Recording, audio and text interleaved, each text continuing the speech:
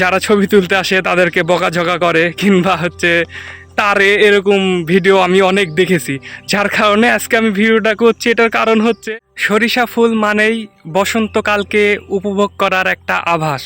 তো এই সরিষা ফুল যখন হয় তখন অনেক মানুষজন আসে এই সরিষা ফুলের সাথে পিক তুলতে কিংবা ভিডিও করতে। তো এরকম সময় অনেক দেখা যায় যে অনেক মানুষের সরিষা ফুল যারা চাষ করে তাদের জমি নষ্ট করে ফেলে, খুঁচে ফেলে। তো এইটা করা ঠিক না, যেহেতু তারা সরিষা ফুল লাগায় বাংলাদেশে খাঁটি তেল উৎপন্ন করার জন্য। তো তাদের এটা একটা ব্যবসা, তো এটা আমাদের নষ্ট করা ঠিক না। আর সরিষা ফুল হলে তো সবাই ছবি তুলতে আসেই। তো সম্মানের ক্ষেত্রে সামনে কিংবা আইলে দাঁড়িয়ে ছবি তোলা আমার মনে হয় ঠিক হবে।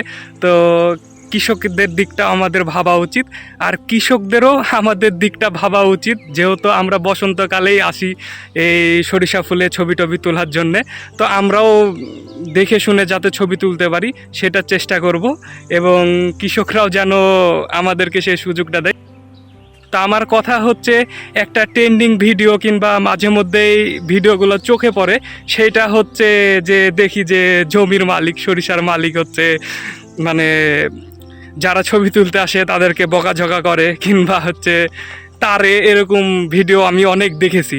যার কারণে আজকে আমি ভিডিওটা করছি। এটার কারণ হচ্ছে, আমি যখন সরিষা ভুঁয়ে আসছিলাম তখন আমি একটা জিনিসই ভাবছিলাম যে জমির মালিক যদি বকাঝকা করে কেমন দেখায়। যদিও আইলের সামনে কিংবা যেখানে সরিষা নষ্ট হবে না সেখানে দাঁড়িয়ে পিক তুলবো এই নিয়াতে আসছিলাম।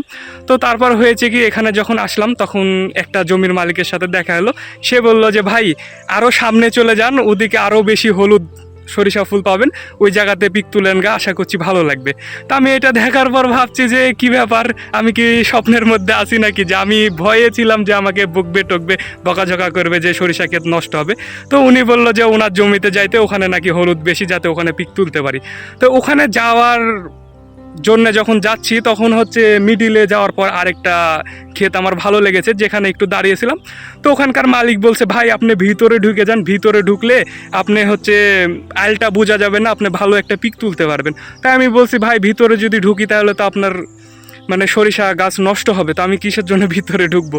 তো বলছে না ভাই, ভিতরে একটা দেখেন চিকন আইল আমরা করে রাখছি, ওখানে ঢুকেন গা, ক্ষেত নষ্ট হবে না, কিংবা আপনি পিক তুললেও মনে করবে যে মানুষ ভিতরেই সরিষা ক্ষেতের ভিতরে ঢুকেই পিকটা তুলছেন। তো আশা করছি আপনার ভালো হবে। তো এ কথা শোনার পরও আমি অবাক যে যাক, তারা খুব হেল্পফুল, তারাই সাহায্য করছে, তারা জমি তাদের যে ফসল নষ্ট হবে এই চিন্তাটা করছে না। তো উনি আবার বললো যে আমাদের টার্গেটই থাকে কিছু ফল নষ্ট হয়, যেহেতু দর্শনার্থীরা আসে এখানে পিকটিক তোলার জন্যে, এ কারণে একটুকু আমাদের নষ্টই হয়, এটা আমরা মাইনে নিছি, সমস্যা নাই, আপনি তুলেন।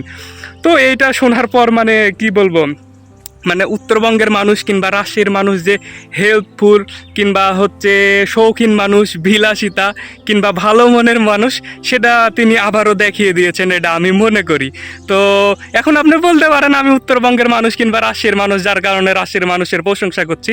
আসলে না ভাই, কিছু ভিডিও যেগুলো সোশ্যাল মিডিয়াতে দেখি সেগুলা নেগেটিভ ভিডিওই পাঠায়, যে সরিষা ফুলের মালিকরা কিংবা জমির মালিকরা বকাঝকা করে, এই সেই হ্যান ত্যান। তো আমার যেহেতু পজিটিভ কিংবা আমাকে ভালো কিছু উপহার দিছে কিংবা পিকটিক তুলতে বলছে, কোনো সমস্যা নাই। তো আমি ভাবলাম সবাই না হয় নেগেটিভ রিভিউ ছেড়ে সরিষা ক্ষেতের মালিককে নিয়ে, আমি না হয় পজিটিভ রিভিউ একটা ছাড়লাম সোশ্যাল মিডিয়াতে।